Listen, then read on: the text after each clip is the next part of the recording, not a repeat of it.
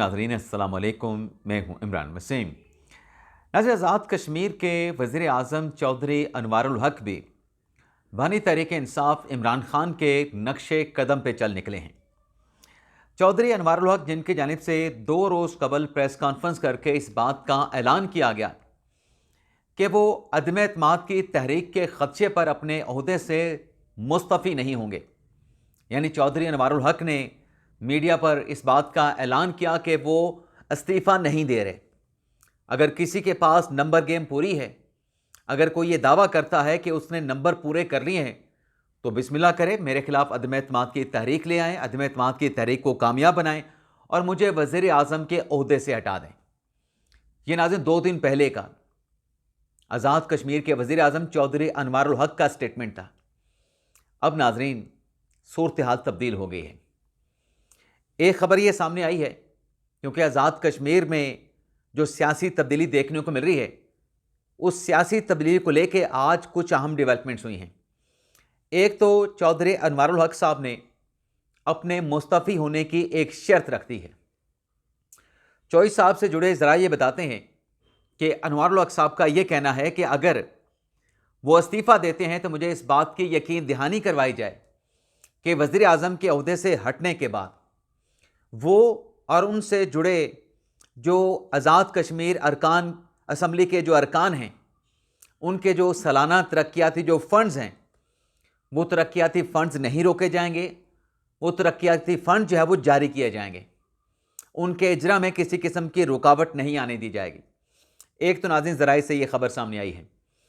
दूसरा, आज अनवारुल हक साहब ने इजलास किया है मुज़फ़्फ़राबाद में, जिसमें उन्होंने तरक्याती मंसूबों से मुतल्लिक़ आलमोस्ट कोई नाज़रीन 8 अरब रुपए जारी करने के अहकामात जारी किए हैं। अब जो आज इस्लामाबाद में डेवलपमेंट हुई है, उस हैपनिंग के बाद तो जो आज़ाद कश्मीर के वज़ीर आज़म हैं, वो तो 2-4 दिन, 5 दिन, 10 दिन के मेहमान हैं। उनकी तरफ से इतनी ख़तीर रकम डेवलपमेंट की मद में जारी करना, जब पूरे आज़ाद कश्मीर का जो तरक्याती बजट है वो 40 अरब का है, आप अपने आखिरी दिनों में 8 अरब रुपये जारी कर रहे हैं। क्या इसका कोई एहतसाब होगा, अकाउंटेबिलिटी होगी? क्योंकि आज पाकिस्तान पीपल्स पार्टी ने बिलावल हाउस में आज़ाद कश्मीर के लिए अपने उम्मीदवार के नाम का ऐलान कर दिया है। 4 नामों पर पाकिस्तान पीपल्स पार्टी ने गौर किया, जिसमें चौधरी यासीन का नाम था, जिसमें फैसल राठौर का नाम था, जिसमें लतीफ़ अकबर का नाम था, जिसमें सरदार याकूब का नाम था। चारों नामों पर गौर करने के बाद कुर्रा कि आज़ाद कश्मीर का नया वज़ीर आज़म कौन होगा, चौधरी यासीन के नाम निकला है। और ये भी आज खबर सामने आ चुकी है कि कल आज़ाद कश्मीर के वज़ीर आज़म चौधरी अनवारुल हक के ख़िलाफ़ जो तहरीक अदम एतमाद है, वो आज़ाद कश्मीर असम्बली में जमा करवा दी जाएगी। तो तब्दीली जो है, ऐसे लगता है कि वो तब्दीली ने ठान ली है कि उसने आना ही आना है। और बिलावल भुट्टो ज़रदारी साहब ने आज बिलावल हाउस में अपने आज़ाद कश्मीर से नए वज़ीर आज़म का ऐलान कर दिया है, यानी वज़ीर आज़म को नामज़द कर दिया है चौधरी यासीन को। अब देखते हैं कि तब्दीली से मुतल्लिक़ आने वाले दिनों में क्या हैपनिंग जो है वो देखने को मिलती हैं। अब नाज़रीन आ जाते हैं, जो एक ताना दिया जाता है अदलिया को कि ये तो 26वीं आईनी तरमीम वाली अदलिया है, ये हमें, यानी ये तहरीक इंसाफ का मौक़िफ़ है, तहरीक इंसाफ से जुड़े जो सियासी इत्तेहाद है, सियासी जमातें हैं, उनका मौक़िफ़ है कि इस 26वीं आईनी तरमीम वाली अदलिया से हमें किसी किस्म के रिलीफ, किसी किस्म के इंसाफ का इम्कान नहीं। ये हमारी दाद रसी नहीं कर सकती, ये अदलिया हमारी शिकायत का अजाला नहीं कर सकती, ये अदलिया हमें रिलीफ फ्राहम नहीं कर सकती।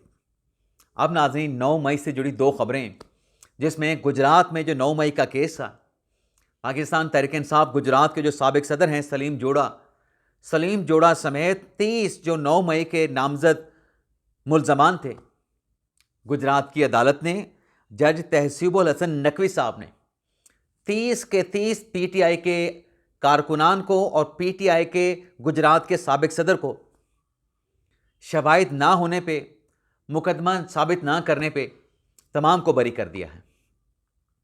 26वीं आईनी तरमीम वाली अदलिया ने बरी किया है, जो ताना तहरीक इंसाफ देती है।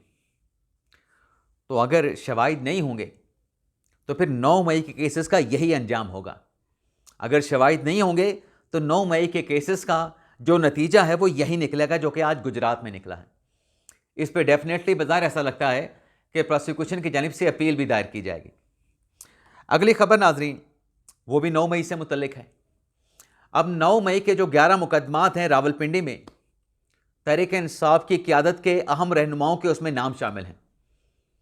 उन तमाम मुकदमात को, जो कि 11 मुकदमात हैं, उसे 13 नवंबर तक मुलतवी कर दिया गया है। जो जज हैं एटीसी अदालत के अमजद अली शाह साहब ने आज इस केस में समाअत और तारीख दी है। लेकिन नाज़रीन, जो तोशाखाना का केस है, जिसमें 27 नवंबर की तारीख दी गई और जिस पर हमने पिछले वीडियो लॉग में यह बात की कि 1 माह की तारीख दे दी गई है, खान साहब को मोहलत दे दी गई है। अब इस पे प्रोपेगेंडा क्या हो रहा है? प्रोपेगेंडा वार नाज़रीन ये चल रही है कि ये दरअसल इमरान खान की मुलाकातों को रोकने की एक अटेम्प्ट है और कहा जा रहा है कि ये केस तो सिर्फ एक समाअत के लिए बाकी बचा था। प्रोसिक्यूशन ने जवाबुल जवाब में दलाइल देने थे, फैसला आ जाना था, केस खत्म हो जाना था। लेकिन खान साहब की मुलाकातें रोकने के लिए अब आप प्रोपेगेंडे की बेस को चेक करें कि किस बुनियाद के ऊपर प्रोपेगेंडा किया जा रहा है कि खान साहब की मुलाकातें रोकने के लिए नवंबर में कोई बड़ी कार्रवाई होनी है, इसलिए इस केस की समाअत को 27 नवंबर तक मुलतवी किया गया है। अब नाज़रीन, जो ये प्रोपेगेंडा करने वाले लोग हैं, कोई और नहीं, हमारे अपने साथी हैं। माजरत के साथ, अनफॉर्चुनेटली उनकी बातों से डिसएग्री करते हुए, उनकी सहाफ़त का एहतराम भी करते हुए, मैं सिर्फ इतना इख्तलाफ करूंगा कि अगर, जो कि फैक्चुअली बात भी दुरुस्त है, अगर का लफ्ज़ इस्तेमाल नहीं करना चाहिए, तोशाखाना का केस एक समाअत की मार है। तोशाखाना का केस एक समाअत में जब प्रोसिक्यूशन अपने जवाबुल जवाब देगी, उसके बाद तो फैसला ही आना है। जो ये कह रहे हैं कि खान साहब की मुलाकातें रोकने के लिए इस केस की समाअत को 1 माह की एक लंबी तारीख दे दी गई है, अगर यही किसी ने करना था तो फिर ये मुश्किल रास्ता क्यों अख्तियार किया? आसान रास्ता तो ये था, एक समाअत करते, आज 29 अक्टूबर को जज साहब जवाबुल जवाब में दलाइल सुनते, कोई 1-2 बातें खान साहब की लीगल टीम के वकला करते, आज फैसला सुना देते। अगर जो लोग ये कह रहे हैं कि इस समाअत को खान साहब की मुलाकातों का रोकने की एक कोशिश है, तो जो मुलाकातों से रोकने वाले हैं, उन्होंने मुश्किल रास्ता 1 महीने की तारीख देकर क्यों अडॉप्ट किया? उन्होंने आसान रास्ता क्यों नहीं अडॉप्ट किया कि केस को आज कंक्लूड करके इसका फैसला सुनवा दें? वो तो सबसे आसान था, क्योंकि प्रोपेगेंडे की बेस नहीं होती, प्रोपेगेंडे का कोई वजूद नहीं होता। अब कहने वाले तो ये भी कह रहे हैं कि जी वो गवर्नर तब्दील हो रहा है, मोहम्मद मालिक साहब के प्रोग्राम का हवाला दिया जा रहा है, अख्तियार वली के कमेंट्स का हवाला दिया जा रहा है। हालांकि अख्तियार वली साहब मोहम्मद मालिक के प्रोग्राम में वाज़े तौर पे कह रहे हैं कि जो आफ्ताब शेरपाव साहब हैं, उन्हें मरकज़ में ओहदा दिया जा रहा है। आफ्ताब शेरपाव साहब को मरकज़ में यानी वफाकी हुकूमत में एडजस्ट किया जाएगा। तो आफ्ताब शेरपाव साहब अगर वफाकी हुकूमत में एडजस्ट हो रहे हैं तो फिर गवर्नर वाली तब्दीली कहाँ से आ गई? लेकिन प्रोपेगेंडा करने वालों ने ना सिर्फ खैबर पख्तूनख्वा का गवर्नर तब्दील कर दिया, बल्कि वहाँ पे गवर्नर राज भी लगा दिया। आफ्ताब शेरपाव साहब को वहाँ का गवर्नर भी बना दिया गया। लेकिन आज जो चीज़ें चल रही हैं, जिनकी वाइब्स आ रही हैं, उसमें परवेज़ खटक साहब को कोई रोल मिल सकता है वफाक की तरफ से, वफाक का कोई पोर्टफोलियो, और वो खैबर पख्तूनख्वा के हवाले से ये चीज़ हो सकती है। आफ्ताब शेरपाव साहब को वफाक की तरफ से कोई जिम्मेदारी मिल सकती है।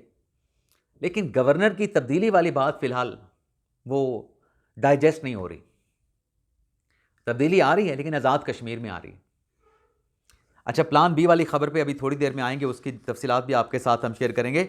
लेकिन ये जो 9 मई के केस का नाज़रीन फ़ैसला हुआ है, इस फैसले के होने के बाद यहाँ पर भी खान साहब के सर से एक तलवार टल गई है। पीटीआई पे केस था ना, तो पीटीआई कौन है? इमरान खान है। और फिर जो तोशाखाना 2 का केस 1 महीने की तारीख लग गई है, और जैसे मैंने कहा कि एक समाअत में फ़ैसला हो सकता था, यहाँ पर भी खान साहब के खिलाफ फैसले की खतरे की जो तलवार लटक रही थी, ये खतरा भी टल गया है। खान साहब पर एक और फैसले की जो तलवार लटक गई थी, वो तलवार भी जो है वो हट गई है खान साहब से। ये नाज़रीन इमेच्योर ख़बरें हैं कि जी खान साहब की मुलाकातें रोकने के लिए ये 27 नवंबर तक ले जाया गया, वो जी गवर्नर तब्दील हो रहा है, गवर्नर राज लग जाएगा। इमेच्योर ख़बरें हैं। मैच्योर ख़बर क्या है नाज़रीन? मैच्योर ख़बरें ये हैं कि तहरीक इंसाफ में पड़ा पड़ गया है। कल जुमेरात का दिन है, खान साहब के साथ रुफ़का की मुलाकातें होनी हैं और जो नाज़रीन लिस्ट दी गई है वो लिस्ट नहीं बल्कि लिस्ट के ऊपर लिस्ट दे दी गई है। पहली फहरिस्त बैरिस्टर अली ज़फ़र साहब ने दी है और उनकी लिस्ट पब्लिक होने के बाद सलमान कमराजा साहब ने खान साहब के साथ मुलाकातों की अपनी फहरिस्त दे दी है। अब अलीमा खान साहबा ये कह रही थी कि ये जो पार्टी में इख्तलाफात हैं ये दरअसल गली महलों की लड़ाई है। ओ भाई, आप एक सियासी जमात हैं, आप कोई गली मोहल्ले की कोई टीम नहीं, कोई आप गली मोहल्ले का कोई ग्रुप या धड़ा नहीं है, आप एक नेशनल पार्टी हैं। अब जो राजा साहब ने जो लिस्ट दी है सलमान कमराजा साहब ने, उसमें अफरीदी साहब का नाम है। अफरीदी साहब का नाम अली ज़फ़र की फहरिस्त में भी है। राजा साहब ने दूसरा नाम बाबर खान सवाती का दिया है, स्पीकर हैं केपी असम्बली के। तीसरा नाम राजा साहब ने असद कैसर साहब का दिया है। चौथा नाम जुनैद अकबर का है। पांचवा नाम तैमूर सलीम झगड़ा का है और छठा नाम असदुल्ला जो कि एंकर हैं उनका नाम दिया गया है। इसी तरीके से बैरिस्टर अली ज़फ़र साहब ने सोहेल अफरीदी का नाम दिया, जुनैद अकबर का नाम दिया और ओन अब्बास बीपी का नाम दिया है। ओन अब्बास बीपी के साथ तैमूर सलीम झगड़ा का नाम दिया गया है, शाहिद खट्टक का नाम दिया गया है और ज़र आलम खान का नाम दिया गया है। 3 नाम मुश्तरक हैं दोनों की फहरिस्त में और 3 नाम जो है वो मुख्तलिफ हैं। अब सवाल ये पैदा होता है कि जब अली ज़फ़र साहब ने फहरिस्त दे दी थी तो राजा साहब ने अपनी अलग से फहरिस्त क्यों दी? ये तहरीक इंसाफ में इख्तलाफात हैं या तहरीक इंसाफ के अंदर पार्टी के मामलात पे, पार्टी के अमूर पर आपस में मुशावरत नहीं होती? अगली खबर नाज़रीन प्लान बी से मुतल्लिक जो जनाब सोहेल अफरीदी साहब ने दावा किया था कल सुप्रीम कोर्ट के बाहर मीडिया से गुफ्तगू करते हुए कि अगर खान साहब के साथ मुलाकात ना हुई तो काबीना जो तश्कील है, काबीना की तश्कील के हवाले से मेरे पास प्लान बी भी है, प्लान सी भी है। तो ना ये सारा प्लान बी चल रहा है। ये जो फहरिस्तें आ रही ना, जो राजा साहब फहरिस्त दे रहे हैं, अली ज़फ़र साहब नाम दे रहे हैं, ये भी प्लान बी चल रहा है कि काबीना में कौन कौन लोग शामिल होंगे, कौन काबीना में आएगा, कौन जो सोहेल अफरीदी की काबीना है उसकी काबीना में कौन शामिल नहीं होगा। ये नाज़रीन अब ये लड़ाई चल रही है अपने लोगों को काबीना में एडजस्ट करवाने के लिए। वैसे तो खान साहब के कल के पैगाम के मुताबिक जो कि उज़्मा खान साहबा ने दिया है, जिम्मेदारी पूरा एक मैंडेट तो सोहेल अफरीदी साहब को दिया गया है कि आप अपनी काबीना तश्कील दें अपनी मर्जी के मुताबिक, अपनी ख्वाहिश के मुताबिक। लेकिन ज़ाहिर सी बात है सोहेल अफरीदी साहब के ऊपर पार्टी की क़यादत का हाथ भी तो है ना। पार्टी के क़यादत के भी कुछ प्रपोजल हो सकते हैं, कुछ रिक्वेस्टें हो सकती हैं। तो ये सारी चीज़ नाज़रीन ये चल रही है। बाकी अलीमा खान साहबा जिनके खिलाफ अदालत ने ऑर्डर पास किया था कि इनका पासपोर्ट ब्लॉक किया जाए, इनका शनाख्ती कार्ड ब्लॉक किया जाए, इनके बैंक अकाउंट्स ब्लॉक किए जाएं, तो आज जो ATC अदालत है 26 नवंबर के केस में थाना सादकाबाद में अलीमा खान का पासपोर्ट और अलीमा खान का जो शनाख्ती कार्ड है उसके ब्लॉकेज की जो रिपोर्ट है सस्पेंड करने की, वो आज ATC अदालत रावलपिंडी में जमा करवा दी गई है और कहा गया है कि अदालत के हुक्म की तामील में अलीमा खान का शनाख्ती कार्ड और पासपोर्ट ब्लॉक कर दिया गया है। अभी पीछे स्टेट बैंक की रिपोर्ट आना बाकी है। जो अलीमा खान साहबा के बैंक अकाउंट्स हैं उनको फ्रीज़ करने का ये रिपोर्ट भी अदालत में जमा होनी है। बाकी एक गिरफ्तारी भी हुई है इस्लामाबाद की लोअर कोर्ट से। ईमान मिज़ारी के जो खामद हैं अली हादी चट्टा, उन्हें आज अदालत से बाहर निकलने पे उनको गिरफ़्तार कर लिया गया। अदालत ने उनका अरेस्ट वारंट जारी किया। वो कमरा अदालत में थे नहीं। जब वो अदालत पहुंचे उन्होंने कहा कि मैं अदालत में हाज़िर हूं, तो जज साहब ने कहा कि अब तो मैंने ऑर्डर कर दिया है, आप कल आइएगा। तो जैसे वो कमरा अदालत से निकले उनको वहाँ पर कोर्ट ऑर्डर पे अदालत के बाहर गिरफ़्तार कर लिया गया पुलिस की जानिब से। तो ये था नाज़रीन हमारा आज का वीडियो लॉग। आपसे इजाज़त चाहते हैं। अल्लाह ताला हम सब का हामी नासिर हो, अपनी दुआ में याद रखिएगा। अल्लाह हाफ़िज़।